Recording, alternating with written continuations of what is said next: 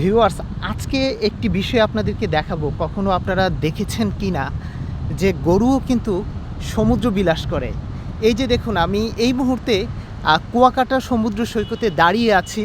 এখানে দেখা যাচ্ছে বেশ কয়েকটা গরু রয়েছে যারা এই সমুদ্রের তীরে ঘুরে বেড়াচ্ছে একদম শেকলহীন।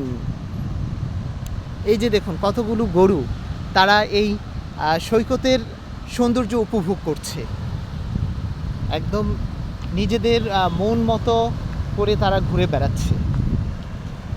আমি অনেক দূর থেকে দেখছিলাম, আমি এই কুয়াকাটা সৈকতের একটি ভ্যান ধরে এই দৃশ্যটা উপভোগ করতেছিলাম, কিন্তু রাস্তায় হঠাৎ করে এই কতগুলো গরুকে আমি দূর থেকে দেখলাম যে তারা সমুদ্র সৈকতের তীর ধরে হেঁটে চলছে। এখানে কিন্তু কোনো ঘাস নেই যে কি খাবে, তাও কিন্তু তারা এই ঘুরে ঘুরে মানুষের মতো এই সমুদ্রের বিশালতা, সমুদ্রের সৌন্দর্য উপভোগ করছে।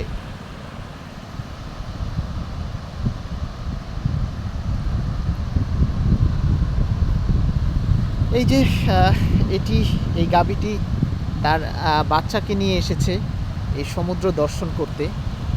পাশাপাশি এই গাভীটি তার বাচ্চাকে খাওয়াচ্ছে, দুধ খাওয়াচ্ছে।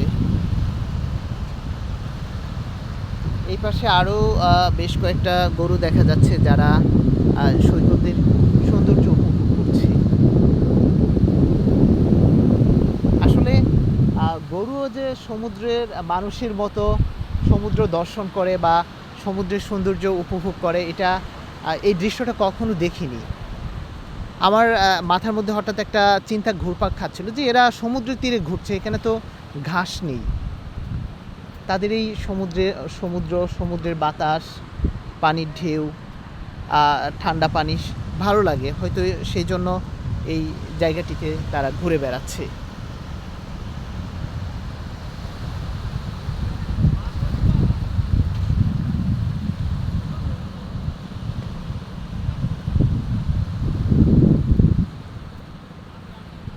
এই যে গাভীর বাচ্চাটি একদম আরামসে এখানে বসে আছে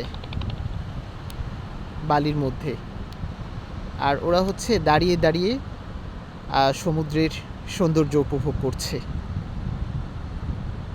অসাধারণ এই দৃশ্যটি বাংলাদেশের সাগরকন্যা কুয়াকাটাতে দেখলাম, খুবই ভালো লাগছে। এখানে এই কয়েকটি গরু দেখেছি, ওই পাশে আরও অনেকগুলো গরুকে দেখেছি এই সমুদ্র সৈকতের তীরে হেঁটে বেড়াতে। তারাও মানুষের মতো এর সৌন্দর্য উপভোগ করছে। তো ভিউয়ার্স, ভালো থাকুন। আর আপনাদেরকে, আমার কাছে ভালো লেগেছে এই সুন্দর এই দৃশ্যটি, তাই আপনাদেরকে দেখানোর চেষ্টা করেছি। আল্লাহ হাফেজ।